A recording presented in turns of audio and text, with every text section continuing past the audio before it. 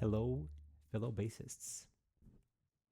Little excerpt, kind of truncated summary of Give Me Three Steps from Leonard Skinner. One great bass line.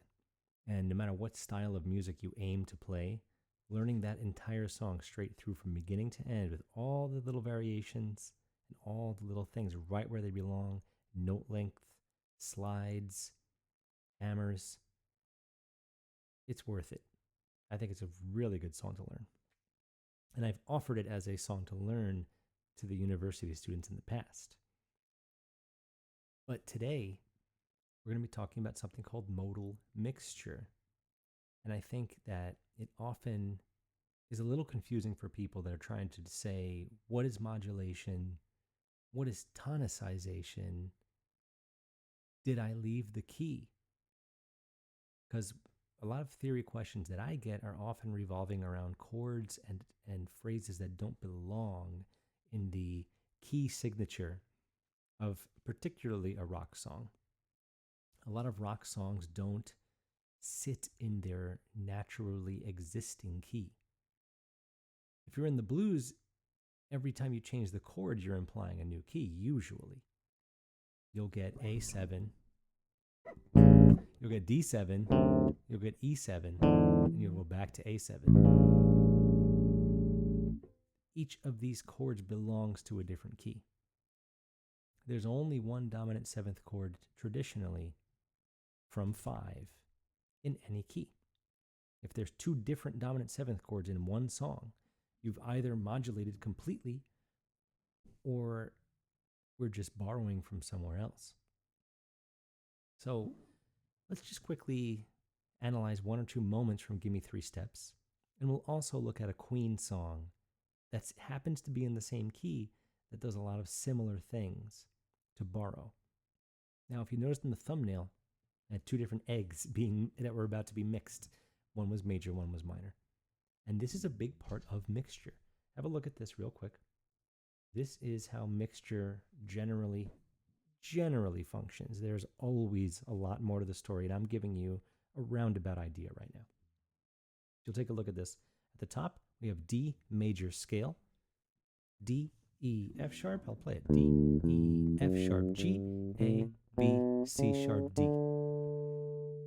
Then we get the D minor scale, D, E, F, G, A, B flat, C, D. I didn't necessarily put the frets in the tab of the major as the traditional way. I spread it out 579, 579 so that you could look side by side and see how they are parallels, which means major and minor starting from the same note, as opposed to relatives where the major and the minor share the same key signature, the same DNA, relatives. The parallel keys start from the same letter or the same fret, whatever you want to think of it as. We'll call them scales in this scenario, but they are their own keys very often. So what happened in this song, and by the way, I put two little stars above three different notes in the minor scale. Take a good look at what numbers those are. They are the 3rd, the 6th, and the 7th of these scales. F sharp in D major becomes F natural. If you flat a sharp, you get a natural. B natural, the 6th note, becomes B flat. Flat a natural, you get a flat. And then we flat C sharp and we get C. So you can clearly see what notes could be used if you were to borrow, if you were to do modal mixture in the key of D major. This song is in the key of D major. However, there are a lot of C naturals along with C sharps. They share. Now there's a lot of F sharps and there's a lot of F naturals. In the opening example, as I again played kind of a mixed, I didn't play the song straight through as it was. I put little parts where they belonged so you could see it on the fingerboard. But I want you to now understand it a little better. For example, when we have the opening thing, is D, B, A, A, B, D. But then we get A, B, C, B.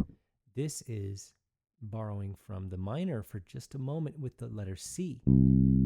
But is it? I would say no. We still have a B natural. We don't get the B flat that is present here in the minor scale. We don't get B flat. We get A, B, C. So what could this be? Well, perhaps it's D Mixolydian mode. And then we have a C natural. D, E, F sharp, G, A, B, C, D. As opposed to D major with a C sharp.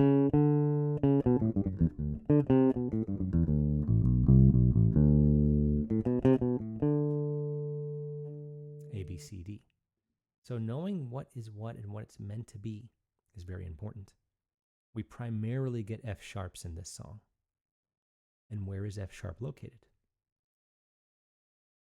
It's the third of D major. The third is a primary note that really does give us almost all the information we need.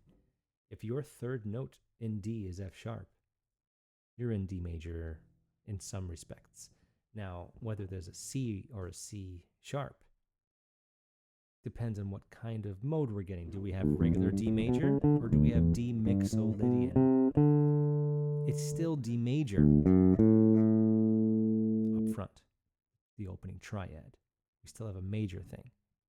We don't get minor until we change the F sharp to an F.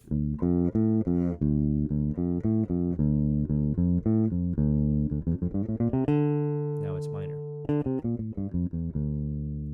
So I've been playing almost exclusively F sharps. That little flicky line from earlier. Here's F sharp, another F sharp, leading to A. So it's almost all F sharps, except for that moment right at the end that I played.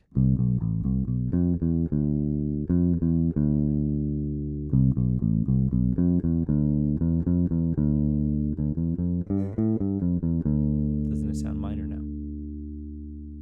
Sure, it could be called Dorian mode, but it seems like we borrow just for a moment from D minor. It doesn't mean we changed keys. The whole thing is D major-ish. And this is where it's very tough to analyze rock, especially in the setting right now. I'm just flying through the information. Rewind, listen back, ask questions in the comments, join my email list, email me questions anytime. I will get back to you. And if you're unsure about even a tiny portion of what I'm saying, this is what I do.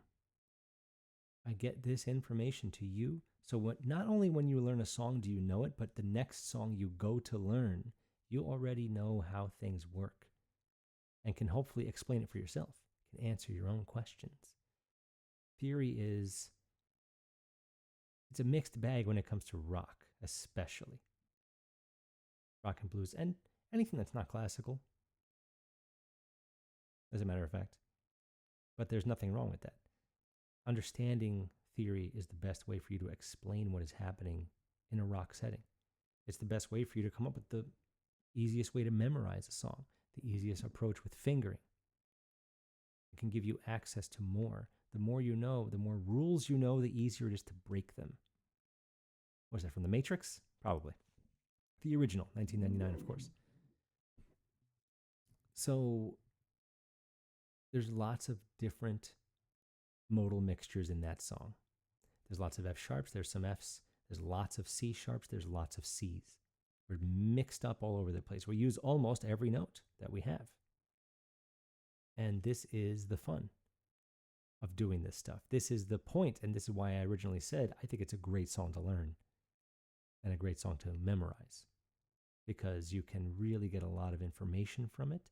It can force a lot of questions out of you in a good way. There's also a few Gs.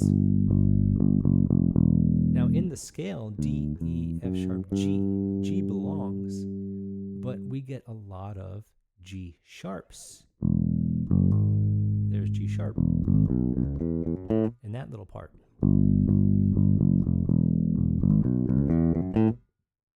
So what's happening there? When we have G natural, it wants to travel down, which it does chromatically, one little half step at a time, one little fret at a time. Then we imply the chord of E going to the chord of A.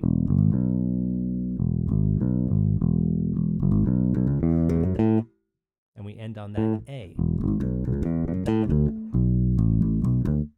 This helps us know that we're getting a progression here. Getting some kind of progression. G sharp is not in the key, but it implies E major as a major 2 chord going to 5, A. And then we go back home. 5 is always the goal. Watch my video about cadences. Just a little synopsis about what's going on in that too. Now there's another song that does a very similar set of actions, but the feel is very different, the sound is very different. And it's Queen's crazy little thing called Love, something like this.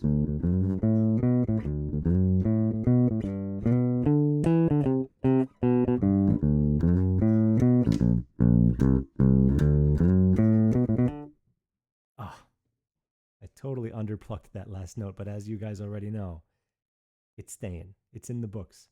Witness my mistakes. Take them. I will take them also. So I had recently had a student in the Bass University do this song, as a matter of fact. And it brought up these exact questions, sort of inspired this video. You know who you are, of course, if you're watching. So, once again, modal mixture. We have D major, very similar to, right? Very similar. Then we have that same thing from G, little major pentatonic thing, is what it is. Right out of the Stevie Wonder playbook, C Sir Duke, which I probably will end up doing a whole video on at some point. After all that, we get a C natural.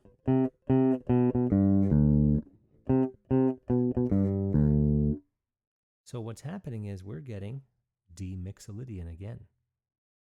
It's D with D major with a C natural. But then, what is that? B flat, C, D. Does it sound familiar? What are we borrowing from? What is the mixture? Did we change keys? No. We simply used the very ending of the final measure here. B flat, C, D.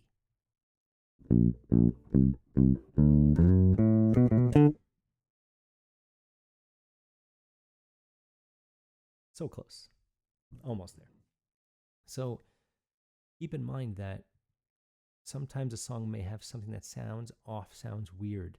It could just be quickly borrowing from its parallel key in order to give you that sound.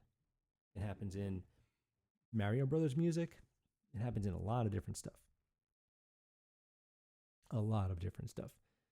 And it's good to know these things because you can have less time guessing, less time being cloudy about the information, and a lot quicker time, a lot less time spent memorizing and learning entire sections. So, all right, the G6, the D6 thing, swing, feel, G6, mixolydian, and modal mixture, borrow from the minor, and then we get that little triplet thing, 6, 5, 6, 1.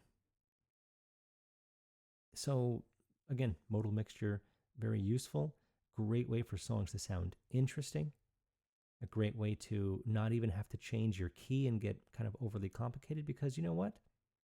I truly believe that most songs belong in the key that they are in. Keys have color, they have emotion. And back in the day, you didn't change keys too often. And that was called modal, as a matter of fact, where instruments weren't very good at changing keys to begin with. This included things that preceded the piano. So, thank you for hanging out here. I hope that you at least were familiar with these songs enough for this to give you some information you may not have already had. And please go to my website, join my mailing list. I give something once a week at least. I'm probably going to be doing maybe 2 or 3 a week soon because I just love getting down on paper whatever my base thoughts are for the day. And I hope it inspires. So please go do that. Like, subscribe, share with someone you think needs to see this. And I hope to see you at the next class.